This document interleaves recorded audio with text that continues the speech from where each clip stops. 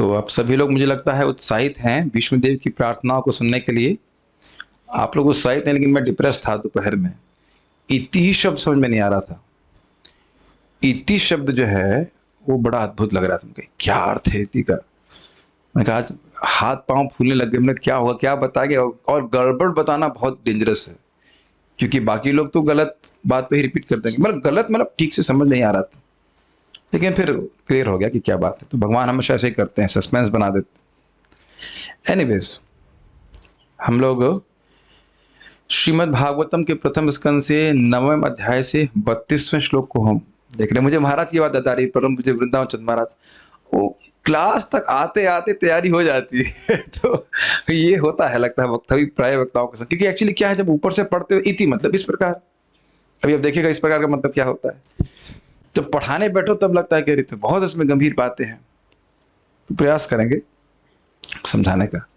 अभी हमारे पास दो ऑप्शन है इसको गाने के। तो हम लोग आज प्रयास करते हैं कि किस प्रकार से इसे गाया जाए। थोड़ा गाएंगे, गलत हो तो क्षमा कीजिएगा, प्रयास कर रहे हैं। भक्त लोग प्रयास को स्वीकार कर लेते हैं। तो मेरे पीछे बोलेंगे जो गा सकते हैं।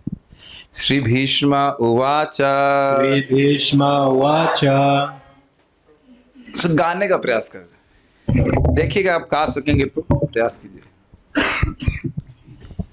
इति मतिरुपकल्पिता वितृष्णा भगवती सात्वत पुंगवे विभूम्नि। इति मतिरुपकल्पिता वितृष्णा भगवती सात्वत पुंगवे विभूम्नि। इति मतिरुपकल्पिता वितृष्णा भगवती सात्वत पुंगवे विभूम्नि। इति मतिरुपकल्पिता वितृष्णा भगवती सात्वत पुंगवे विभूम्नि। स्वसुखाम उपगते क्वचिद् विहर्तुं प्रकृतिमुपेयुषि यद्भव प्रवाहः।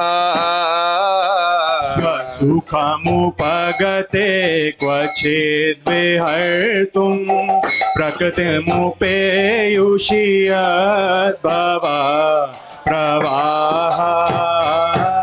स्वसुखम उपगते क्वचिद् विहर्तुं प्रकृतिमुपेयुषि यद्भव प्रवाहः। स्वसुखमुपगते क्वचिद् विहर्तुं प्रकृतिमुपेयुषि यद्भव प्रवाहः। इति मतिरुपकल्पिता वितृष्णा भगवती सात्वत पुंगवे विभूम्नि। मतिरुपकल्पिता वितृष्णा भगवती सात्वत पुंगवे विभूम्नि। स्वसुखम उपगते क्वचिद् विहर्तुं प्रकृतिमुपेयुषि यद्भव प्रवाहः। स्वसुखमुपगते क्वचिद् विहर्तुं प्रकृतिमुपेयुषि यद्भव प्रवाहः। इति मतिरुपकल्पिता वितृष्णा। इति मतिरुपकल्पिता वितृष्णा भगवती सात्वत पुंगवे विभूम्नि। भगवती सात्वत पुंगवे विभूम्नि। स्वसुखमुपगते क्वचिद् विहर्तुं स्वसुखमुपगते क्वचिद् विहर्तुं प्रकृतिमुपेयुषि यद्भव प्रवाहः। प्रकृतिमुपेयुषि यद्भव प्रवाहः। आप ऑडियंस को कौन सा अच्छा लगा, पहला वाला कि दूसरा वाला? दोनों अच्छे लगे। मैं सोच रहा था अगर इस प्रकार से कथा होगी तो कोई सो नहीं पाएगा। या हो सकता है कोई पूरे कथा इसी तरह से गाते गाते हो जाए। वैसे ये तो बात सही है, गोलोक में है कथा गानम नाट्यम, इसी गोलोक में शायद सोने की जरूरत नहीं पड़ती। आइए आप बैठिए, क्या कुछ प्रसाद पाए। इसी तरह से हम लोग इतने आनंद में गाते रहते होंगे। तो ठीक है, हम लोग इसमें 11 श्लोक हैं, इसको हम लोग इसी प्रकार से गाते चलेंगे जैसे सीखते जाएंगे, तो कठिनाई नहीं है। तो मैं ऐसा प्रयास करूंगा कि कल का श्लोक का रिकॉर्डिंग भेज दूंगा भागवत अध्यापन में, तो आप अभ्यास करके आइएगा या जूम पे आइएगा, जैसे कल तो हैं सब लोग यहाँ पे शायद। तो कल भी बीच में स्तुति ही चलाएंगे। सुबह तो राधा रानी की कथा भक्तों से सुनेंगे मंदिर में, शाम को अब बीच में स्तुति ही हम करने की इच्छा हो रही है। पढ़ते हैं, पहले अनुवाद प्रभुपाद जी का देखते हैं। Somehow the video is not hanging. Anyways, okay. अनुवाद। भीष्म देव ने कहा, अभी तक मैं जो सोचता, जो अनुभव करता तथा जो चाहता था, वह विभिन्न विषयों तथा वृत्तियों के अधीन था, किंतु अब मुझे उसे परम शक्तिमान भगवान श्री कृष्ण में लगाने दो। वे सदैव आत्मतुष्ट रहने वाले हैं, किंतु कभी कभी भक्तों के नायक होने के कारण इस भौतिक जगत में अवतरित होकर दिव्य आनंद लाभ करते हैं। यद्यपि यह सारा भौतिक जगत उन्हीं के द्वारा सृजित है। संस्कृत देखिएगा। संस्कृत से समझाऊं कि आपको अन्वय से समझाऊं, कैसे सही लगता है? संस्कृत से पहले समझा देते, फिर अन्वय से करने का प्रयास करेंगे। ओके। श्री भीष्म उवाच, ये तो बहुत आसान है, इति संस्कृत सब समझ गए होंगे।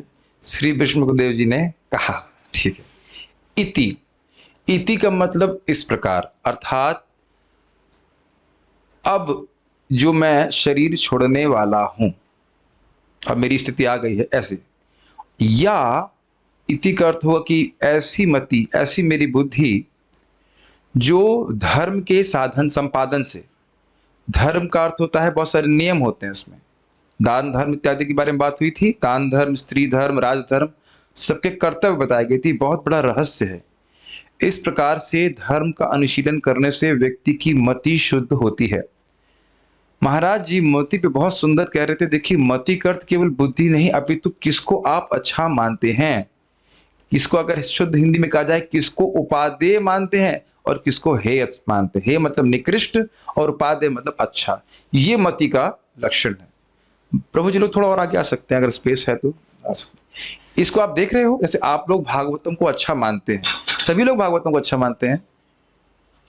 इतने भोलेपन से उत्तर मत दीजिए हाँ है, क्लास में आ गए कि नहीं आए अभी तक?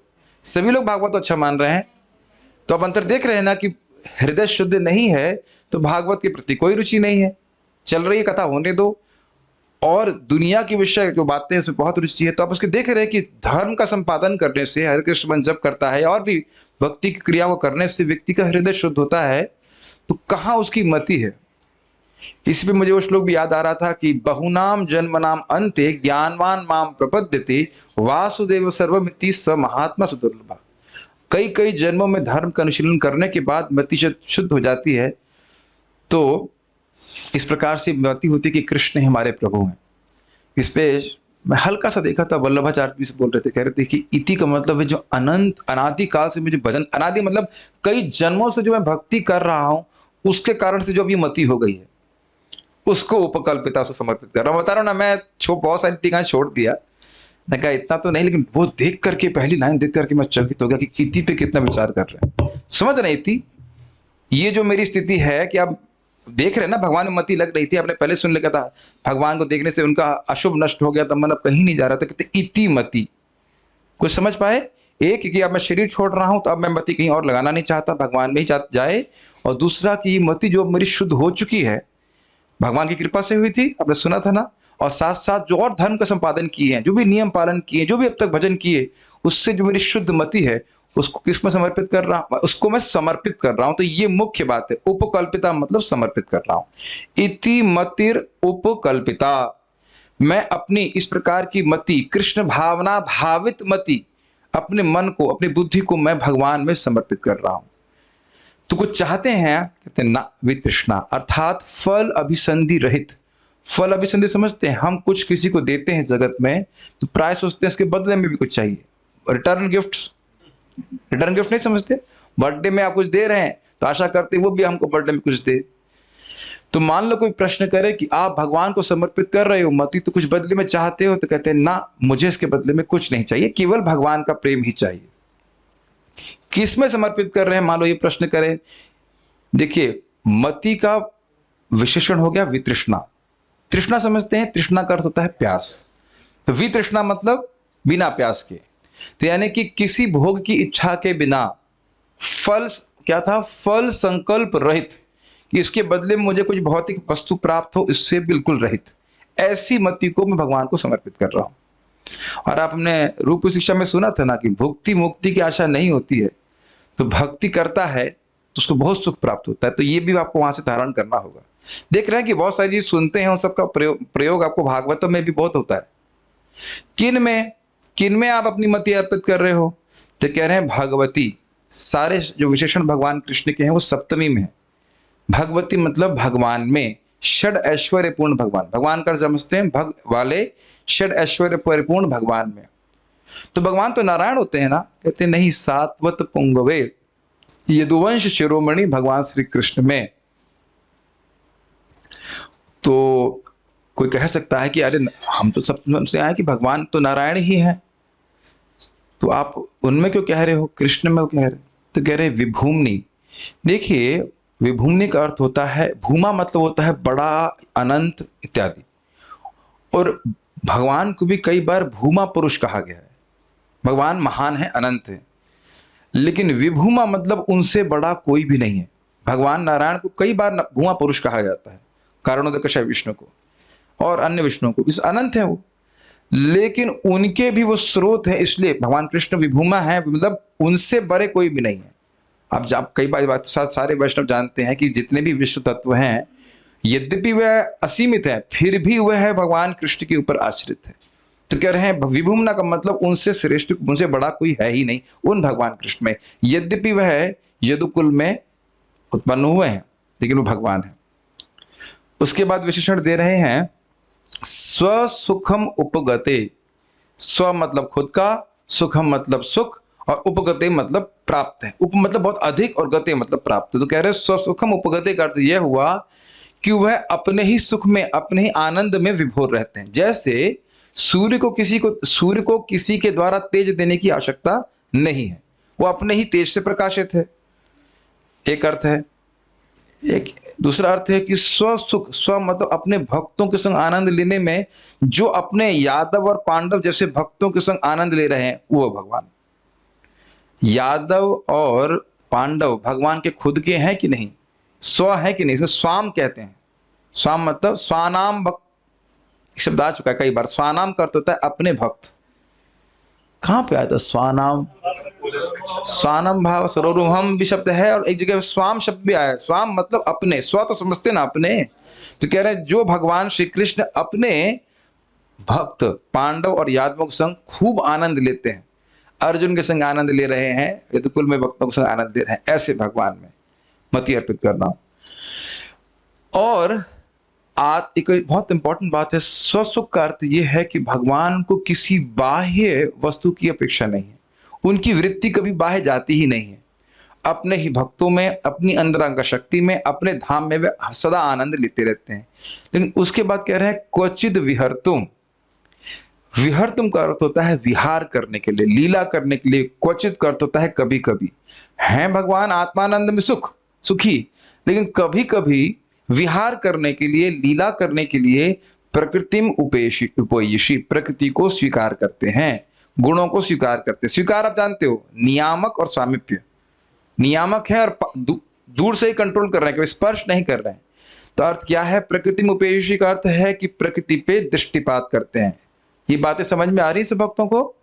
प्रधान जिसमें तीनों गुण 1:1:1 के रेशम रहते हैं, और उस पर भगवान कारुणिक विष्णु दृष्टिपात करते हैं, और उसके बाद महातत्व की सृष्टि होती है। उसके बाद फिर आगे सृष्टि का परंपरा चलती है। तो कह रहे हैं यद भव प्रवाह, उस दृष्टि को भगवान जब प्रकृति को स्वीकार करते हैं, उसके बाद सृष्टि की परंपरा चलती है। सृष्टि मतलब सृष्टि, पालन, फिर संहार।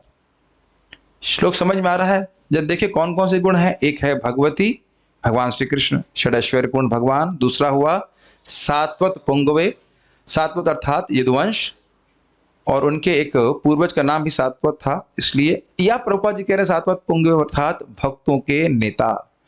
बहुत सुंदर बात प्रभुपाद जी इस पे तात्पर्य लिखे हैं, पूरा वीडियो देखिएगा। बहुत सुंदर बात कि एक ही आप जानते हैं, बाप तो अभिज्ञ है समझ में कि भाई एक ही अर्थ नहीं होता है। एक सात्वत पुंगवे अर्थात यदुकुल शिरोमणि, यदुवंश के शिरोमणि, और दूसरा भक्तों के नेता। किस भक्त के नेता भगवान बनते हैं उसके बाद प्रभुपाद जी व्याख्या करेंगे, तो उसको वहां हम देखेंगे। तीसरा है विभुम्नि अर्थात अनंत अर्थात सर्वश्रेष्ठ, उनसे बड़ा भगवान से कोई है ही नहीं, परम है भगवान। उसके बाद चौथा हुआ स्व उपगते अर्थात वह अपने ही आनंद में विभोर रहते हैं या अपने ही भक्तों के संग लीला में विभोर रहते हैं। क्वचिद विहर्तुम, कभी कभी विहार करने के लिए प्रकृति में उपेयुषी अर्थात ये भी गुण भगवान का है, अर्थात कि वह भगवान प्रकृति के नियामक है। और उसके बाद ये तो भव प्रवाह, वो भगवान का गुण नहीं है, वो इस जगत का गुण है कि उसके बाद भव प्रवाह, प्रवाह समझ रहे हैं, नदी का प्रवाह जैसे निरंतर होता रहता है, उसी बाद सृष्टि एक, उसका फिर स्थिति, फिर पालन, बारंबार बारंबार होता रहता है। ध्यान देना हो कि जब भगवान विहार करने के लिए, लीला करने के लिए प्रकृति को स्वीकार करते हैं, तब ये भव प्रवाह शुरू होता है। अन्यथा आप जानते हैं कि प्रकृति इनर्ट अवस्था में बनी रहती है। आज की क्लास में अगर कोई थक के आया है तो भी डांटूंगा नहीं, लेकिन सोना मत भाई। इस क्लास में सो के आना चाहिए, क्लास में आने के लिए नहीं सोना चाहिए। अभी तक तो मौसम ठीक लग रहा है, अभी तक तो कोई सो ही नहीं रहा है। देखते हैं कि पूरा वीडियो तो कौन बचता है। मोटी मोटी बात आपको समझ में आ गई, फिर से रिवाइज कीजिए। इति मतलब ये मेरी मति, अब मैं शरीर छोड़ने वाला हूं, मेरी मति जो धर्म आदि साधनों से शुद्ध हो गई है उसको उपकल्पिता, उपकल्पिता मतलब समर्पित कर रहा हूं। कैसी मति है? वितृष्णा, जिसमें कोई भोग की इच्छा नहीं है।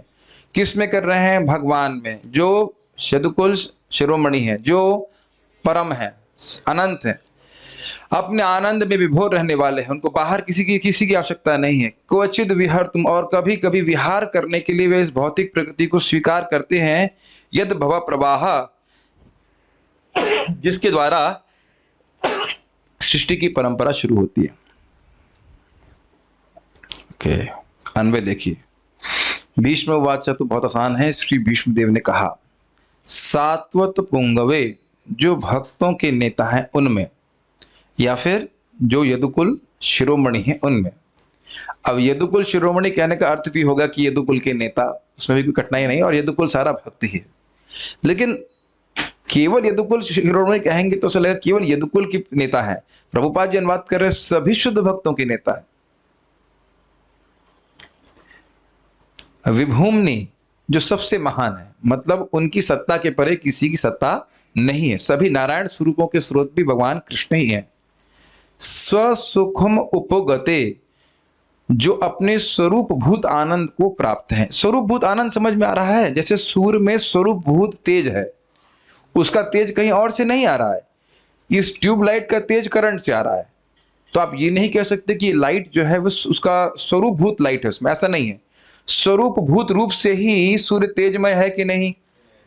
तो कह रहे हैं कि भगवान को सुख के लिए बाहर से कुछ नहीं चाहिए। महाराज इसे बड़ा सुंदर बोल रहे थे, कह रहे थे कि महाराज हमेशा करते हैं, भगवान की स्थिति दिखाएंगे, फिर जीव की स्थिति दिखाएंगे। कहते हैं हम कितना अपने स्वरूप में स्थित हैं। महाराज कह रहे थे कि मैं जब श्लोक को देख रहा था तो विचार कर रहे थे कि एक जीव की आवश्यकता के लिए भगवान ने कितनी वस्तुओं की व्यवस्था कर रखी। जूता, चप्पल, कपड़े, चश्मा, है ना, और सारी व्यवस्था भगवान के द्वारा है। बड़े रोचक बात है।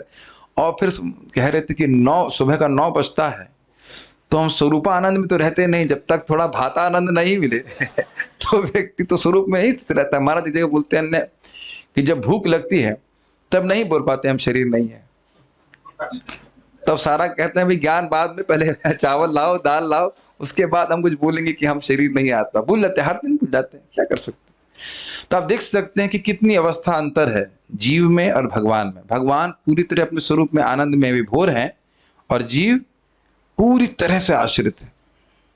ठीक है,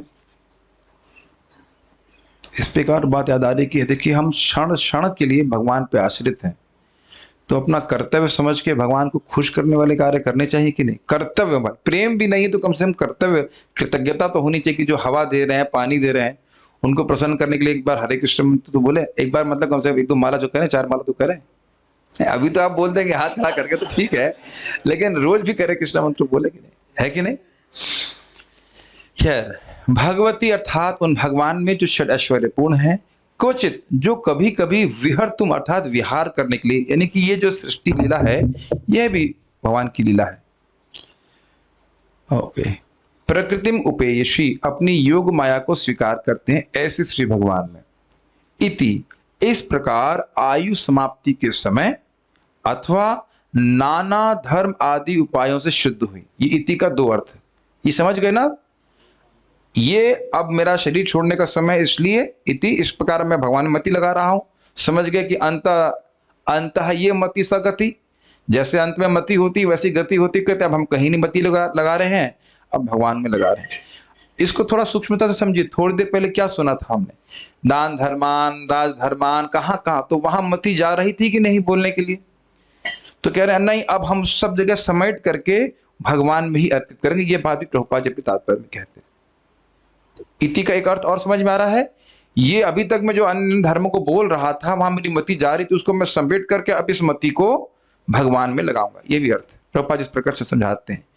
वितृष्णा अर्थात मैं अपनी निष्काम, और मति मतलब बुद्धि, मति का समझ गए, बुद्धि का एक, बुद्धि यहाँ पे अनुवाद में रखा गया है कि बुद्धि में भी आपको सटल पॉइंट देखना पड़ेगा कि हम क्या अच्छा मानते हैं, वो उस अर्थ में।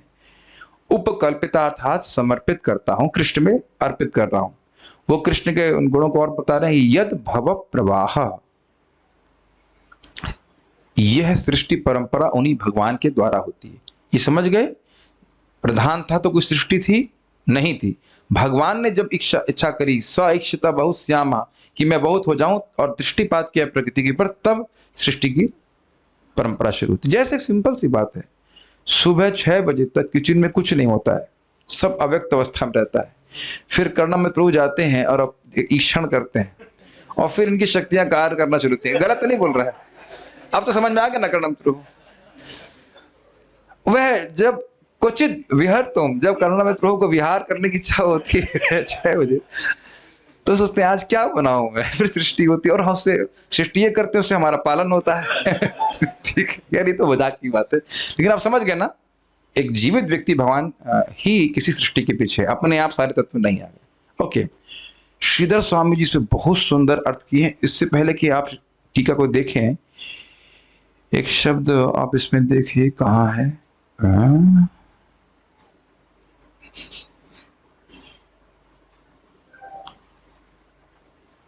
चलिए अभी आएगा तो समझेंगे।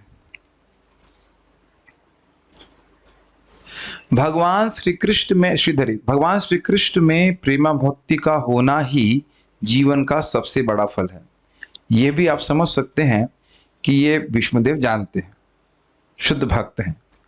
उसके लिए प्रार्थना करने के लिए अपने किए हुए कर्मों को श्री भगवान को समर्पित करते हुए भीष्म जी ये श्लोक कह रहे हैं। अब आप ये कह सकते हो कर्म समर्पित कर रहे हैं कि बुद्धि समर्पित कर रहे हैं। तो कर्म तो अभी कुछ कर नहीं, लेकिन श्रीधर स्वामी ऐसे यद कृतम शब्द लिखा है टीका में। मैं इस पे विचार कर रहा था, कर्म तो समर्पित नहीं कर रहे हैं, ये तो मति समर्पित कर रहे हैं। अब आप ये बताइए कि मति का निर्माण कैसे हुआ, कुछ समझ में आया? बहुत गंभीर चीज है। जितना भक्ति किया हूं उसकी वजह से ये जो मेरी मति आई है वो मैं समर्पित कर रहा हूं। Does it make sense? ये बहुत बड़ा रहस्य है कि जीवन भर जो हम कार्य करते हैं उसका प्रभाव हमारे मन के ऊपर पड़ता है, हमारी बुद्धि के ऊपर पड़ता है। तो आप आज मन समर्पित कर रहे हो, लेकिन वो समर्थ क्यों पा रहे हैं? पूरा जो जीवन भजन किए हैं उसका ही प्रभाव है। तो मैं जो कुछ भी किया हूं आज तक, भगवान जो भक्ति किया हूं वो आपको समर्पित कर रहा हूं। Does it make sense? ठीक है। मैंने कहा ये इति शब्द बड़ा गंभीर था। इति मति रूप कल्पिता, अनेक प्रकार के धर्मादि साधनों से मनोधारणा स्वरूपणी बुद्धि को मैंने लगा दिया। क्लियर समझ में आ रहा है? धर्म साधन समझते हैं, जैसे हम लोग जप कर रहे हैं तो यह भी पर धर्म है, एक साधन है। साध्य तो है ही, साधन तो है ना हरे कृष्ण मंत्र, इससे हमारी मति शुद्ध होती है। मति शुद्ध हो रही है तभी तो भागवत में रुचि है। पुण्यर बिना तो श्रवण इच्छा न उत्पद्यते इत्यर्थ। पुण्य नहीं होगा तो भागवत सुनने की इच्छा ही नहीं होगी। ठीक है, भागवत सुन रही है अपने आप में धर्म साधन है। धर्म का मतलब समझ रहे हैं, वो भोग प्राप्ति करने के लिए। धर्म का मतलब सच्चा धर्म जो भगवान ने प्रीति लेके आए। तो इस कारण से ऐसी बुद्धि हो गई है जो अब कहीं नहीं जा रही है, केवल भगवान में ही जा रही है। ऐसी मूर्ति को मैं भगवान में समर्पित कर रहा हूं। यदि पूछें कि किस में, तो उसका उत्तर है सात्वत पुंगवे, अर्थात यदुवंशियों में श्रेष्ठ पुरुष भगवान श्री कृष्ण में लगा दिए। स्पष्ट है, सात्वत पुंगवे मतलब, सात्वत मतलब यदुवंश और पुंगवे मतलब सर्वश्रेष्ठ। कैसी बुद्धि? तो कहते हैं वितृष्णा, अर्थात जो मेरी निष्काम बुद्धि है, अर्थात कामनाओं से रहित है। मैं समझता हूं अब तो स्पष्ट होता चला जा रहा है। अब देखिए, यदि अवितृष्णा पद छेद करें तो इसका अर्थ होगा अवितृप्त, क्योंकि श्री भगवान का दर्शन करने से मेरी बुद्धि तृप्त नहीं हो रही। वाह, इज इट नॉट? श्लोक दिखाई, संस्कृत दिखाई, संस्कृत दिखाइए। ये ऑल ग्लोरी टू श्री सच्चिदानंद स्वामी कह रहे हैं। देखिए, इति मति उपकल्पिता, अभी हमने इसको अलग अलग करके दिखाया हुआ है, आप जोड़ दीजिए दोनों को। कल्पिता वितृष्णा, अगर आप जोड़ देंगे तो कहने कल्पिता प्लस अवितृष्णा, तब भी अगर जोड़ेंगे तो ता ही आएगा, दो डबल डंडा नहीं लगेगा उसमें। कितना सुंदर है ना। इति मति रूप कल्पिता अवितृष्णा। अवितृष्णा का अर्थ क्या हो गया? अब ऐसी मति जो कृष्ण को देखने से अतृप्त है, तृप्त नहीं हो रही, उसको मैं कृष्ण में समर्पित कर रहा हूं। कितना अमेजिंग है ना। मुझे पता था कि भक्तों को बड़ा अच्छा लगेगा सुनकर, क्योंकि ऐसे तो समझ में नहीं आएगा, लेकिन देखेंगे तो समझ में आ जाएगा। अमेजिंग। ये समझ में आया? ये क्विज में पूछा जाएगा भी। क्विज कब होगी? बहुत दूर नहीं है। वितृष्णा समझ में आ गया और अवितृष्णा। देखिए, हो क्या रहा है, एक बहुत अच्छी बात ये होती है कि आचार्यों ने बोला है तो हम इस प्रकार से अर्थ ग्रहण भी कर सकते हैं, बड़ी प्रामाणिक रूप से, और कोई कठिनाई नहीं है। अगर आपको याद हो, विष्णुदेव ने कहा कि जब तक मैं शरीर नहीं त्यागता, और वहां पे जीव गोस्वामी जी भी बोले थे कि दिखा रहा है कि काफी देर तक कृष्ण को देखना चाहते हैं, क्योंकि प्रेमी है तो कृष्ण के अंगों को देखने से उनको सुख मिल रहा है। ये हम लोग पिछले वाले श्लोक में डिस्कस कर चुके थे 31 तक में। तो कह रहे अवितृष्णा पदच्छेद कर, तो ऐसी बुद्धि में समर्पित कर रहा हूं। वे भगवान विभूमा है, शब्द था विभूमनी, तो विभूमनी का मूल है विभूमा। भूमा मतलब महान, और विभूमा का अर्थ क्या है मैं समझाता हूं अभी। वे भगवान विभूमा हैं, अर्थात उनसे महान कुछ भी नहीं है। विगतो भूमा यस्मात् तस्मिन्, यह है विभूमनि पद का विग्रह। इसका अर्थ समझिए, विग्रह मतलब स्वरूप है। विगतो भूमा, भूमा मतलब हो गया महान, और विगतो भूमा मतलब, विगतो भूमा यस्मात् मतलब जिससे, जिससे कोई भी श्रेष्ठ नहीं है, वो परम पुरुष हैं, ये कहने का आशा। समझ में आ रहा है? विभूमा का अर्थ, भूमा मतलब महान, और विभूमा मतलब उनसे श्रेष्ठ कोई नहीं है। तो आप जानते हैं ईश्वर परम कृष्ण सच्चिदानंद विग्रह, अनादिरादिर गोविंद सर्व कारण कारण। जितने भी भगवत स्वरूप हैं वह भी भगवान कृष्ण पे ही आश्रित हैं। सब भक्त अब तक तो समझ ही गए होंगे। सत्यम परम धीमहि इत्यादि, वो सत्य वाली श्लोक की व्याख्या, सत्य परम त्रिसत्यम इत्यादि इत्यादि। ये विभूमा शब्द समझ में आ गया, यह भी क्विज में आएगा। आज तो बहुत लोग सामने हैं, दरवाजे में लॉक भी है, भागने भी नहीं देंगे, ठीक है, और मजाक भी बनाएंगे अगर उत्तर नहीं दिया आपने, ठीक है। विभूमा समझ में आ रहा है? किसी को ना समझ में आ रहा तो बताइए। भूमा मतलब बताओ, महान, और विभूमा मतलब जिसे कोई महान नहीं, बस सिंपल। वही श्री भगवान का परम ऐश्वर्य है, मतलब उनकी सत्ता किसी पे आश्रित नहीं है। अब घबराइए मत, अगर आप हाथ नहीं खड़ा करोगे तो मैं पूछूंगा नहीं। घबराइए, भय से क्लास मत सुनिए। मैं एक दिन सुबह भागवत क्लास में पूछने के प्रश्न करूंगा, तो कोई बता रहे थे, बाद में माता जी लोग कुछ फीडबैक दिए कि भाई हम लोग डर गए, अब तो सोना ही को नहीं मिलेगा, पूछ लेंगे तो दिक्कत हो जाएगी। ये तो फिर मैं हर बार बोल देता हूँ, पूछा तो नहीं मैंने, लेकिन लोग डर के मारे कम से कम जगे रहे। वे श्री भगवान अपने स्वरूप भूत परमानंद में स्थित रहकर ही जब कभी लीला करना चाहते हैं तो वे उसके लिए अपनी योग माया को स्वीकार करते हैं, और उसी से यह सृष्टि का प्रभाव प्रवृत्त होता है। ये उसकी व्याख्या है, स्वसुख उपगते क्वचित विहर्तुम प्रकृतिम उपेयुष। इसकी व्याख्या भी मैंने कर दिया था कि भगवान अपने आनंद में विभोर रहते हैं, यानी कि अपने गोलोक में, वैकुंठ में वो पूरी तरह संतुष्ट हैं, लेकिन कभी कभी चाहते हैं कि जगत में विहार हो, मतलब लीला सृष्टि हो, जीवों को मौका मिले साधन करने का, तो इसे सृष्टि लीला कहा जाता है। ये भगवान के लिए एक विहार है, मतलब कह सकते हैं स्वेच्छा से लीला कर रहे हैं।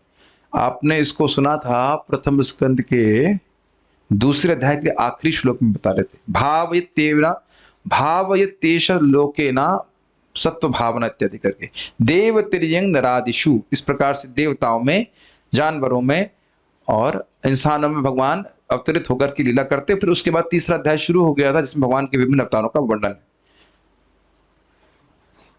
है। कुछ लोगों को तो याद होगा, नहीं होगा तो कोई बात नहीं। तो ये सब भगवान की जो विभिन्न योनि में भगवान प्रकट हो रहे हैं, ये उनकी लीला है।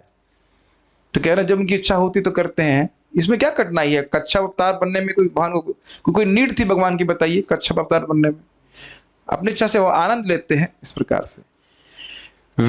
या जैसे आपने वो मत्स्य अवतार के बारे में सुना, वो तो पूरा अच्छे से याद है ना, कि अपने से भगवान प्रलय का एक नाटक करवाए, फिर उसके बाद मछली छोटी बन गई, फिर बड़ी बन गए, फिर और बड़ी बन गए, फिर कह रहे हैं मुझे खा जाएंगे, आप और व्यवस्था कीजिए। तो ये लीला नहीं है भगवान की, इसलिए कह रहे हैं कच्चित, मतलब क्वचित का अर्थ है कि सृष्टि तो हमेशा नहीं होती है। जब सृष्टि होती, सृष्टि करने की इच्छा होती है, तब उसको सृष्टि की लीला करते हैं। उस लीला के अंदर भी बहुत सारी अवतार लेकर के वह विहार करते हैं। ठीक है, वे अच्छा अंतर क्या है? तो कहेंगे जीव भी तो प्रकृति को स्वीकार कर रहा है, प्रकृति उपेयुषी, मतलब प्रकृति को स्वीकार किया है। क्या आप लोगों को लगता है कि हम लोगों ने प्रकृति को स्वीकार किया हुआ है? नहीं प्रभु जी, हम लोग तो दिव्य शरीर में है। अभी समझ में नहीं आया? प्रकृति को स्वीकार किया हुआ ना हम लोगों ने। तो फिर वो कह रहे, देखिए तुरंत कह रहे, तो हम में और भगवान में क्या अंतर हुआ? तो कह रहे हैं वे जैसे जीव अपने स्वरूप के माया के द्वारा तिरोहित हो जाने के कारण माया के परतंत्र हो जाता है, वैसे भगवान माया के परतंत्र ना होकर स्वतंत्र रूप से लीलाओं को करते हैं। समझ में आ रहा है? संस्कृत दिखाई वापस से।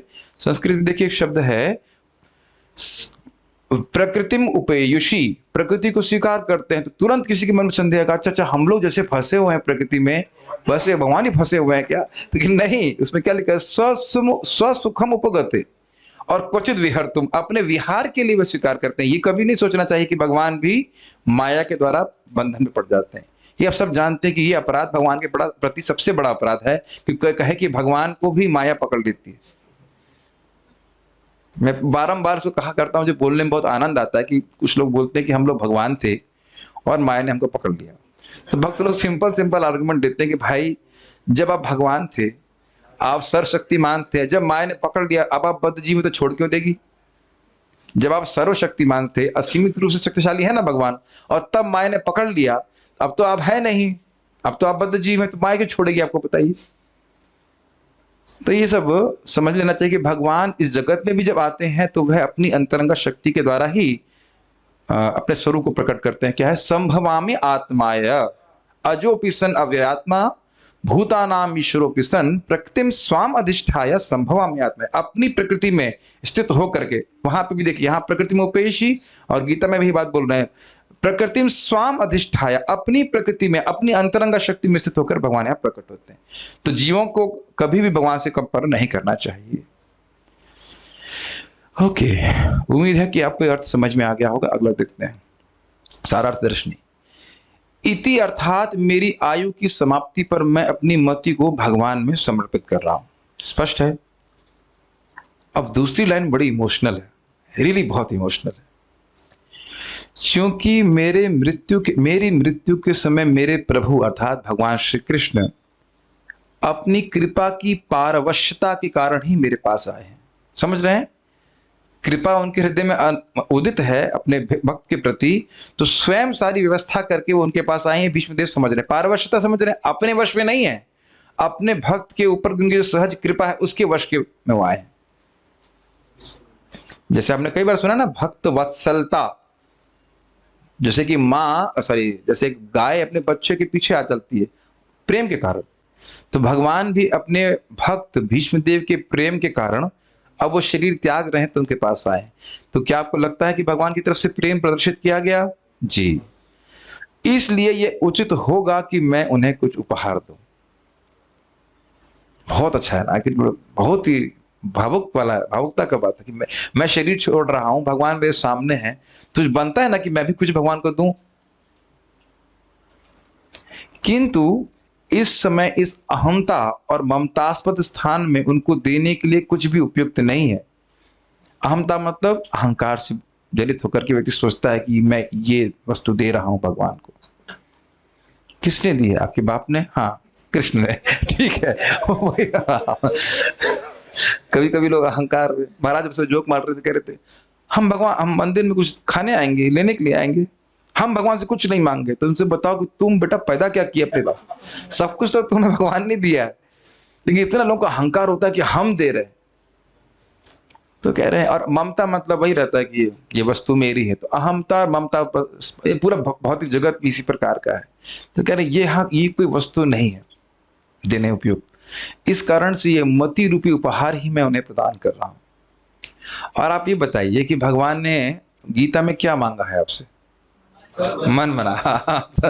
मन दे दिया तो बाकी कुछ दे पाओ ना, तो मन अगर भगवान में चला गया तो आप भी भगवान के पास चले जाएंगे। अब मुझे ठीक ठीक तो याद नहीं है, लेकिन जगन्नाथ जी के संग भी इसी प्रकार की एक लीला हुई। मैंने एक बार सुनी तो पूरा याद नहीं, क्योंकि राजकुमारी थी, उसने छोटी सी चिट्ठी लिखी, आप लोग को याद है कोई? है ना, पद्मावती नाम था, अब जो भी हो, मैं पूरा पूरा याद नहीं, लेकिन चिट्ठी लिखी और चिट्ठी बोली कि जगन्नाथ जी को दे दीजिएगा। तो कोई व्यक्ति फेंक दिया चिट्ठी को, है ना, क्या चिट्ठी फेंकना है। तो कुछ फिर लीला होती है, जगन्नाथ जी कहते हैं चिट्ठी लाओ, तो चिट्ठी में यही लिखा हुआ है कि अब मेरे पास और कुछ देने के लिए नहीं है भगवान, मैं अपना मन आपको दे रही हूँ। एक कुछ है ना, गलत तो हम कुछ नहीं बोल रहे, मोटा मोटा से। और आप सब जान रहे हैं कि एक बार मन भगवान में लगने लग जाए तो फिर क्या है बताइए।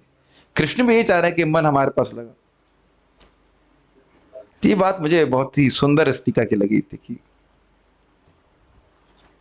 बेसिकली मन का मतलब प्रेम, इज इट नॉट? इससे पहले हम थोड़ा आगे जाएं, मुझे बात महाराज की बड़ी हिट करी थी, जो आप बोले थे महाराज की, जहां स्नेह होता है वहां परिश्रम नहीं देखता व्यक्ति, बल्कि परिश्रम परिश्रम लगता ही नहीं है। मुझे बहुत अच्छा लगा था, है कि नहीं? कितना सुंदर बात थी। तो ये बात है बेसिकली, भगवान हमसे प्रेम ही तो चाहते हैं, बाकी तो सब कुछ तो है ही उनके पास, बल्कि उन्हीं का दिया हुआ है, ऐसा है कि नहीं? ये भी नहीं कि है और हमारा कुछ और है, सब कुछ तो उन्हीं का ही है। प्रभुपाद बारंबार यही बात बोल रहे हैं ना कि आप किसी वस्तु को भगवान को देते हैं तो मुख्य बात तो प्रेम है। तो ये मुझे बहुत अच्छा लगा था, मति। परंतु इस लोक में हम ऐसे लोगों को देखते हैं जो उपहार देते हैं परंतु कुछ लेने की इच्छा भी रखते हैं। यदि यह शंका हो तो भीष्मदेव जी कह रहे हैं वितृष्णार्थात निष्काम, ना मैं मति लगा रहा हूं, लेकिन न तो इसके बदले में मुक्ति चाहिए और न इसके बदले में मुझे कोई भोग चाहिए, केवल भगवान का प्रेम मुझे चाहिए। देखिए, इस प्रकार की मति अगर हमारी हो रही है तो हम परम सौभाग्यशाली हैं। परम पूज्य राधा गोविंद महाराज जी से कृष्ण हॉल में पूछा गया, महाराज जी भाव महत्वपूर्ण है कि क्रिया, पिछली भक्ति में? तो महाराज एकदम स्पष्ट उत्तर दिए कि भाव का बहुत महत्व है। क्रिया का तो महत्व है ही, लेकिन भाव का बहुत महत्व है कि किस उद्देश्य से हम भगवान को दे रहे हैं। अब उधर मत दीजिएगा कि हाँ अरे कैसे भी देते हैं, पूतना तो जहर भी दिया, अरे वो सब तो ठीक है, कैमुत्य न्याय मत लगाइए, लेकिन भाव का तो बहुत महत्व है। आप भगवान के पास जा रहे हैं, ये बताइए आप ही को कोई व्यक्ति कोई प्रेम से कुछ वस्तु देता है सिंपल, क्या आप प्रसन्न नहीं होते? बताइए। अगर अपने जीवन को टटोलेंगे तो हम केवल यही देखेंगे कि हमें वस्तुतः प्रेम चाहिए होता है, नहीं तो बहुत सारी वस्तुएं इकट्ठी होने के बाद भी व्यक्ति अपने जीवन में खोखला अनुभव करता है कि नहीं? नहीं, हम खाली ज्यादा इमोशनल बातें नहीं कहना चाह रहा हूं, खाली ये बोल रहा हूं कि वित्त मतलब अब दे रहे हैं अपनी मति को, उसके बदले में कुछ वह चाहते नहीं। अब आप ये बताइए, पता नहीं आप लोग कैसा लग रहा है, मुझे लगता है ऐसा लग रहा होगा, क्या इस प्रकार की इच्छा नहीं आती कि हम भी इस प्रकार से मति वाले हो जाएं, कृष्ण को दें, उसके बदले में कुछ चाहे नहीं?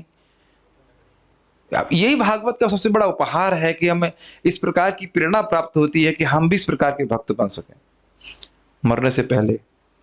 ये नहीं कि इति अब मरने का समय आया, अब मैं अर्पित कर रहा हूं, नहीं कर पाएंगे, लास्ट मोमेंट में अभी से करने का प्रयास करना। इससे पहले मैं आप लोग को आगे बढ़े, ये बात ध्यान रखिएगा कि हमें गुरु महाराज को बोल रहे थे, ना क्षमा कीजिएगा, इस ये प्रभुपाद जी के शब्द हैं। अब पता नहीं दोनों में से किसके भूल रहा हूं, लेकिन है शब्द बड़े सुंदर। If you take a responsibility when you are not forced, that is a symptom of love. मैं समझ रहा हूँ प्रभुपाद जी का, प्रभुपाद जी के स्टेटमेंट है। शायद राधा माता मतलब अब गुरु मुखा पद्म वाक्य, दोनों ही गुरु है, कोई दिक्कत नहीं, ठीक है। ये सिम्टम पकड़ लीजिए, आप में से एक व्यक्ति भी यहां पे बैठने के लिए बाध्य नहीं है, फिर भी आप यहां हैं। और मैं तो बिल्कुल भी नहीं हूं, फिर भी यहां पे हूं। क्यों? क्योंकि भगवान की चर्चा करना हमको अच्छा लगता है, और ये अच्छा लगना ही प्रेम के वर्धन का निशानी है। ध्यान रखिए, भय से तो नहीं बैठे हैं ना, कोई नहीं भय से बैठा है। This is contagious. सब इस प्रकार के भक्त इकट्ठे हों, स्वतंत्र हैं कि स्वसुखम उपगते नहीं है, लेकिन स्वतंत्र है कृष्ण कथा चर्चा करने के लिए या नहीं करने के लिए। तो ये बात बहुत महत्वपूर्ण। यू आर नॉट फोर्स्ड, कोई फोर्स नहीं, तो वो दिखा लेना, वो दिखाता है कि भगवान से प्रेम बढ़ रहा है, तभी कर रहे हैं, नहीं तो कभी नहीं करेंगे। समझ रहे हैं? ये बहुत बड़ा लक्षण है। चलिए आगे पढ़ते हैं। और उस पर भी अगर कोई कामना नहीं, बस यही कामना हो कि इस भागवत के चर्चा से हमारा प्रेम भगवान से बढ़े, बहुत सुंदर गिफ्ट है भगवान का हमारे प्रति। भगवती अर्थात उन भगवान में जो षड ऐश्वर्य से पूर्ण है। इसको तो मैं समझता हूँ सब भक्त जानते होंगे। जरा 6 ऐश्वर्य को याद करने का प्रयास करें। हमेशा हम लोग 5 में अटक जाते हैं। 6 ऐश्वर्य क्या है? पूर्ण यश, पूर्ण बल, पूर्ण सौंदर्य, पूर्ण ज्ञान, पूर्ण वैराग्य और पूर्ण यश हो चुका है। प्रसिद्धि और यश में अंतर होता है। पूर्ण धन। कोई बात नहीं, हम लोग बद्ध जीव हैं, हम लोग 6 ऐश्वर्य भी याद नहीं तो रह सकते, इसलिए भगवान बनने की एस्पिरेशन को त्याग दीजिए, बहुत मुश्किल है। भगवान ने हमको एक बहुत अच्छा गुण दिया है, एक हमारी बुद्धि बहुत तेज है, दूसरा भूल गया। चलिए, भगवती अर्थात भगवान जो षड ऐश्वर्य से पूर्ण है। मतलब मुझे हंसी आ रही, कम से कम 100 बार तो ये प्रश्न कर चुके होंगे और एक बार भी 6 के 6 गुण याद नहीं आते तुरंत, है कि नहीं? मुस्कुराइए, आप कलयुग में। ठीक है। अच्छा, मान लो कोई प्रश्न करे किंतु भगवान तो नारायण के रूप में प्रसिद्ध है, आप कह रहे हो भगवती में भगवान में अर्पित कर रहा हूं, तो नारायण में अर्पित करना चाहते हैं? तो उसके उत्तर में कहते हैं नहीं, वह श्री कृष्ण जो यदुकुल चूड़ामणि के रूप में प्रसिद्ध हैं उनमें, अर्थात सात्वत पुंगव। चूड़ामणि मतलब मुकुटमणि है, ये होता था शिरोमणि, सर्वश्रेष्ठ इत्यादि। यदि कहें कि श्री नारायण की तो भगवान के रूप में सभी काल में बहुत ही प्रसिद्धि है और सभी लोग हर समय यही जानते हैं कि नारायण ही भगवान है, तो ये क्या बात समझ में आया कि यदुकुल चूड़ामणि भगवान कृष्ण की आप ध्यान कर रहे हैं, उसमें मति लगा रहे हैं? तो इसके उत्तर में कहते हैं विभूम्नि, अर्थात जिनसे अधिक महत्व किसी का नहीं है, अर्थात जो श्री नारायण के भी अवतार हैं उन श्री कृष्ण में। समझ में आया? भूमा मतलब महान, और नारायण को, भगवान नारायण को भूमा कहा जाता है, भूमा पुरुष कहा जाता है, लेकिन विभूमा मतलब वह भगवान कृष्ण जो नारायण के भी अवतार हैं। अवतार, सॉरी क्षमा कीजिएगा, अवतार स्रोत है, स्रोत कह लीजिए, या उनके अवतार हैं। अब सुखम उपगते को समझिए। स्व अर्थात यादव एवं पांडव, समझ में आया? अपने, भगवान के अपने प्रिय पार्षद। सुखम अर्थात परमानंद, उप अर्थात अत्यधिक, और गति अर्थात प्राप्त। मैं तोड़ तोड़ के यहाँ पे रखा हूं ताकि समझ में आ जाए बात। अब सबको जोड़ दीजिए। स्व सुखम उपगते अर्थात जो अपने यादवों और पांडवों के साथ अत्यधिक परमानंद को प्राप्त होते हैं, इसके द्वारा भगवान के स्वरूप लक्षण को कह रहे हैं। अभी समझना होगा। स्वरूप लक्षण इसलिए कह रहे हैं कि स्वरूप लक्षण हमेशा विद्यमान रहता है। कहने का आशय यह है कि नित्य द्वारका में कृष्ण नित्य ही अपने पार्षद यादवों और पांडवों के संग विहार करते ही रहते हैं। ध्यान रखिएगा, स्वरूप लक्षण हमेशा विद्यमान रहता है। जैसे ये माउस, उसकी आकृति और प्रकृति, आकृति दिख रही है माउस जैसी, हमेशा दिखती है इसी प्रकार की। प्रकृति प्लास्टिक का बना हुआ है, लेकिन अब ये मैं इसको माउस की तरह यूज कर रहा हूं और इसी को मैं अस्त्र की तरह यूज कर सकता हूं। घबराइए मत, जस्ट फॉर सेइंग, हम करने वाले नहीं है। लेकिन जब मैं इसको माउस की तरह यूज कर रहा हूं तब उसको तटस्थ लक्षण कहा जाता है, इसे कार्य कहा जाता है। इसी को पेपर वेट की तरह यूज करूंगा तो पेपर वेट बन जाएगा, और इसे फेंकेंगे तो ये अस्त्र बन जाएगा। तो हर समय ये फेंका नहीं जा रहा है, हर बार माउस की तरह उपयोग नहीं कर रहे और हमेशा पेपर वेट की तरह भी उपयोग नहीं कर रहे हैं। तटस्थ लक्षण कार्य होता है और वह कार्य जरूरी नहीं है कि हमेशा उपस्थित हो। सब भूल गए लगता है, कितना भी पढ़ाई, प्रभु जी तो नए शब्द लग रहे हैं। आकृति और प्रकृति यह स्वरूप लक्षण होता है और तटस्थ लक्षण होते हैं कार्य आदि। जैसे मान लीजिए भी हमारे नेटवर्क प्रभु यहाँ पे सामने बैठे हैं, आपको ये भी मान लीजिए कोई व्यक्ति इनको नहीं जानता है तो ये जान लेगा कि ये बिजनेस भी करना जानते हैं और झूठ बोलना जानते हैं। नहीं नहीं, प्रभु जी हमारे सच बोलते हैं। अच्छा चलिए, यहाँ पे ये बताइए कौन व्यक्ति है, और जिसको पता वो एकदम चुप रहेगा, कौन व्यक्ति है जो एनिमेशन डिजाइनिंग जानता है? जिसको पता है वो नहीं बताएगा, जिसको नहीं पता उनसे पूछ रहा हूँ। शक्लें देखिए सबको, सबकी शक्ल दिख रही कि नहीं? सबकी आकृति दिख रही कि नहीं? प्रकृति मतलब समझ रहे हैं, मतलब हमारा शरीर बना हुआ सिर्फ से। तो अब मैं कहूँ कि भाई ये बताओ कि एनिमेशन डिजाइनिंग कौन जानता है?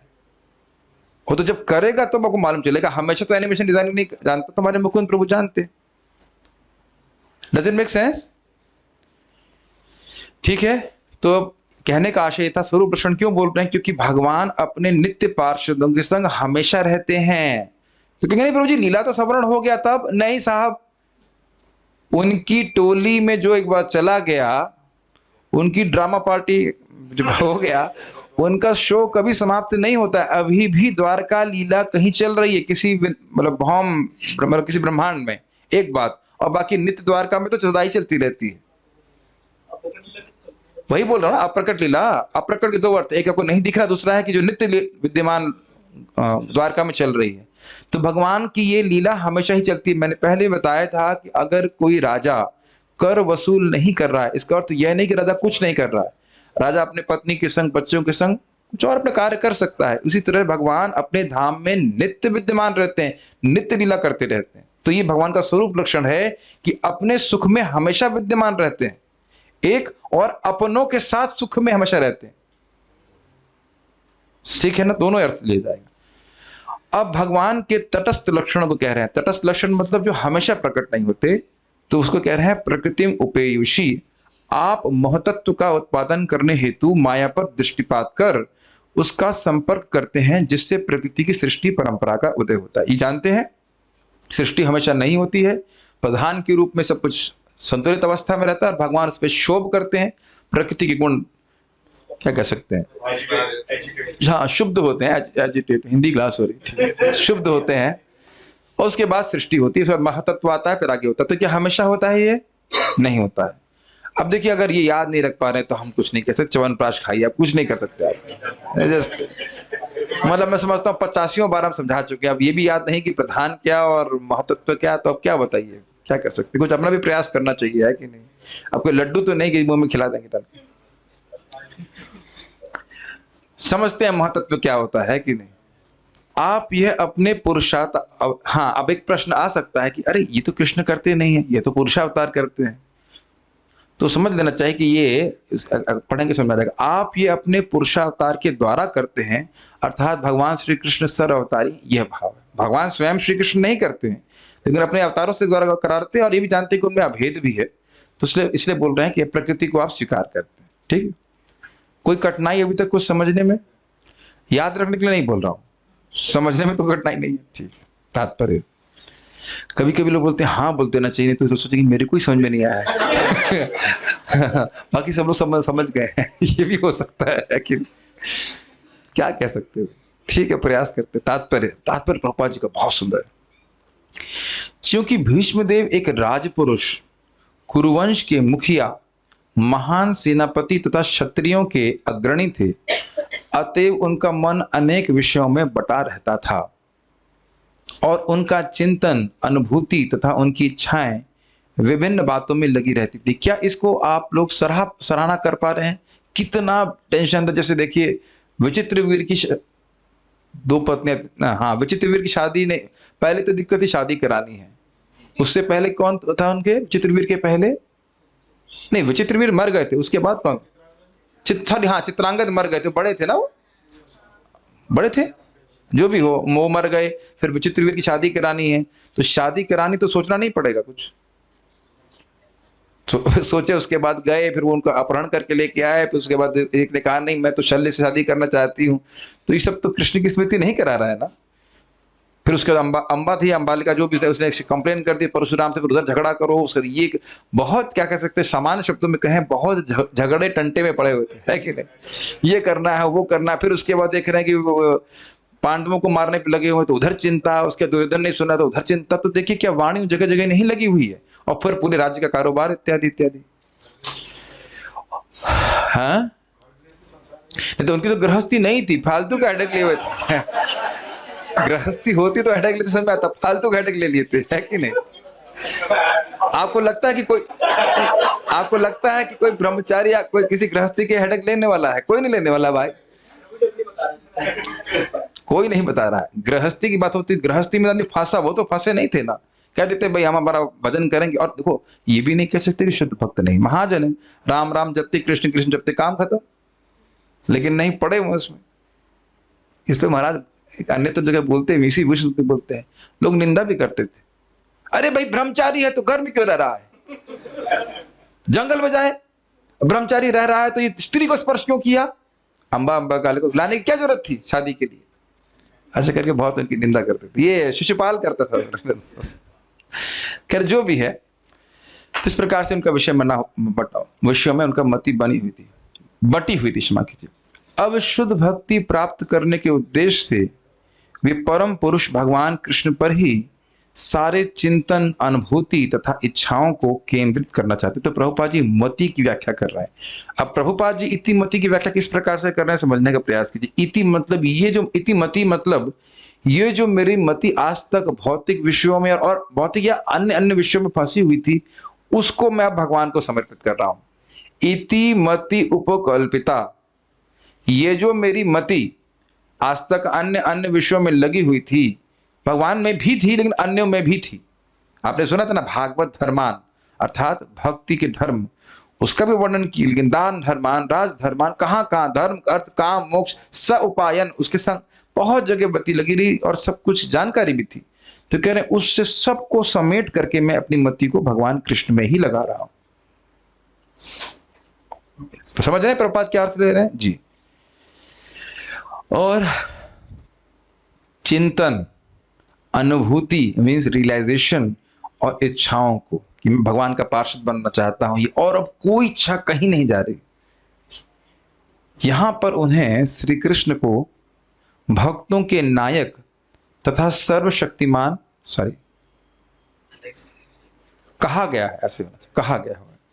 यद्यपि भगवान कृष्ण आदि भगवान हैं, लेकिन वे अपने शुद्ध भक्तों को भक्तिमय सेवा का वरदान देने के निमित्त इस धरा पर स्वयं अवतरित होते हैं।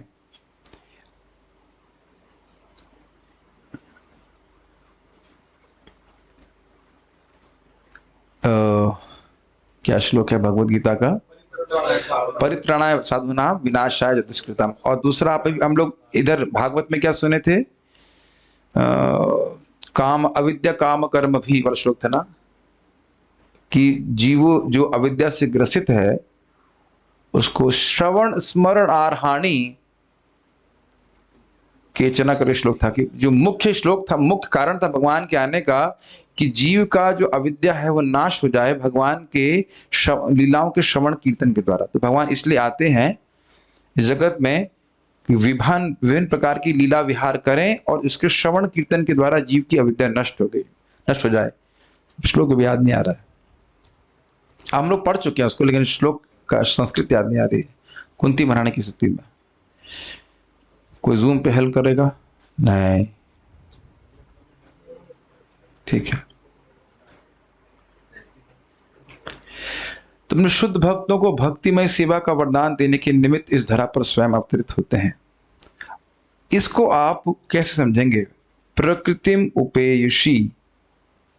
अब यहां पे प्रकृतिम उपेयुषी का अर्थ हुआ प्रकृतिम स्वाम अधिष्ठाय संभवामि आत्ममाया, अर्थात अपने आध्यात्मिक प्रकृति का आश्रय लेकर भगवान यहाँ पे आते हैं और क्वचिद विहर्तुम, कभी कभी इस जगत में आते हैं लीला विहार करने के लिए अपनी आध्यात्मिक शक्ति का आश्रय लेकर के। ताकि अपने भक्तों को शुद्ध भक्ति का वरदान दे। अरे भाई ये बताइए कि आपने सुना नहीं, शृण्वन्ति गायन्ति गृणन्ति भिक्षुण, इतना तो याद हो गया। तो जब भगवान आकर कोई लीला करेंगे ही नहीं तो कैसे होगा? श्लोक है, हाँ, भवेस्मिन् कृष्यमानानाम अविद्या काम कर्म भी श्रवण स्मरणानि करिष्यति केचन। ये श्लोक हमने सुना था कि जो लोग इस जगत में दुख प्राप्त कर रहे हैं अविद्या के कारण, उनको निवृत्त करने के लिए, अपने भक्तों को सुखी करने के लिए भगवान इस प्रकार की लीला विहार करने के लिए आते हैं। ये प्रभुपाद जी बता रहे हैं। कभी वे भगवान कृष्ण के रूप में जो वे स्वयं हैं, और कभी भगवान चैतन्य के रूप में अवतरित होते हैं। कुछ समझ में आ रहा है? क्वचिद विहर्तुम प्रकृतिम उपेयुषी, यद भव प्रवाह को तोड़ दीजिए, अलग कर दीजिए, खाली इतने को पकड़िए संस्कृत। क्वचिद विहर्तुम प्रकृतिम उपेयुषी, अब प्रकृति को भौतिक प्रकृति मत लीजिए। कभी कभी भगवान इस जगत में विहार करने के लिए, अपने भक्तों को भक्ति प्रदान करने के लिए अवतरित होते हैं, अंतरंगा शक्ति का आश्रय लेकर के या उसका उपयोग करके। प्रकृतिम स्वाम अधिष्ठाया संभवामि आत्ममायया। कठिन हो रहा है, समझ में आ रहा है? नहीं आ रहा? अभी तक हम क्या सुनते आए हैं? प्रकृति में उपेक्षी मतलब प्रकृति को स्वीकार करते हैं जगत को सृष्टि करने की, लीला करने के लिए। लेकिन जब लीला हो रही है, इस जगत की सृष्टि हो गई है, उसमें भी तो भगवान आते हैं कि नहीं आते? आज से 500 साल पहले महाप्रभु नहीं आए, भगवान कृष्ण आज से 5000 साल पहले नहीं आए, तो वही तो उधर क्या बात है? प्रभुपाद कह रहे हैं कि इस जब सृष्टि हो चुकी है, उसके बीच में भी भगवान विभिन्न अवतारों के रूप में आते हैं अपनी अंतरंगा शक्ति के द्वारा। प्रकृति मुपेयुषी क्वचित विहर्तुम। भाई क्या समझ में आ रहा है? सॉरी, ये स्थिति तो नहीं है कि ये भी समझ में नहीं आ रहा है कि क्या समझ में नहीं आ रहा है? नहीं समझ में आ रहा है? नहीं समझ रहा है? क्या समझ में नहीं आ रहा है?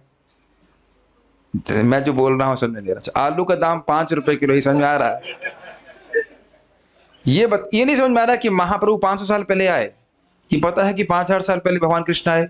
अब बताइए, भौतिक प्रकृति का आश्रय लेकर आए कि आध्यात्मिक प्रकृति का? बस यही बात बोल रहे हैं। प्रकृति में उपेक्षी मतलब प्रकृति को स्वीकार करके, और क्वचित विहर्तुम मतलब कभी विहार करने की इच्छा से। इसमें क्या कठिनाई है बताइए? अभी भी नहीं समझ में आ रहा है? देखिए, जब एक अर्थ लिया जा रहा है तो एक फ्लो में अर्थ लिया जा रहा है। जो अभी तक चक्रवर्ती पाजी ने अर्थ लिया है, श्रीधर स्वामी ने अर्थ लिया, वो भी ठीक है, और ठीक है मतलब वो एक अलग एंगल से ले रहा है। उसका प्रभुपाद जी दूसरे एंगल से ले रहे हैं कि प्रकृति में उपेक्षी। अगर आपको अभी भी समझ में नहीं आ रहा है तो कृपया प्रभुपाद जी के अनुवाद के ऊपर से फिर से देखिए तो समझ में आ जाएगा। देखिए, किंतु यहां से देखिए, वे सदैव आत्मतुष्ट रहने वाले हैं, किंतु कभी कभी भक्तों के नायक होने के कारण, क्योंकि भक्त उनकी अनुपस्थिति से दुखी हो जाते हैं, नहीं आते भगवान तो भक्त दुखी हो जाते हैं, इस भौतिक जगत में अवतरित होकर दिव्य आनंद लाभ करते हैं। स्वसुखम उपगते। भाई महाप्रभु जब यहाँ पे आए अपने भक्तों के साथ, क्या महाप्रभु ने आनंद नहीं लिया? भगवान कृष्ण जब आए तो क्या आनंद नहीं लिया? तो कह रहे हैं क्वचित विहर्तुम स्वसुखम उपगते, और उसके बाद प्रकृति में उपेक्ष, योग माया का आश्रय लेकर के, योग माया मतलब अपने आध्यात्मिक शक्ति का आश्रय लेकर के भगवान प्रकट होते हैं, अपने भक्तों के संग आनंद करते हैं, विहार करते हैं जगत में। ठीक है, थोड़ा सा दोबारा पढ़ेंगे तो आपको थोड़ा समझ में आएगी। कुछ कुछ बातें शायद माँ जी क्लास में नहीं समझ में आ रही तो दोबारा समझ में आ जाएगा। ठीक है, अच्छी बात है, पूछ लिया आपने। कुछ इसमें कोई डाउट हो तो मैं अब पूछिए क्या चीज। ठीक है, अभी क्विज लेंगे तो थोड़ा क्लियर हो जाएगा।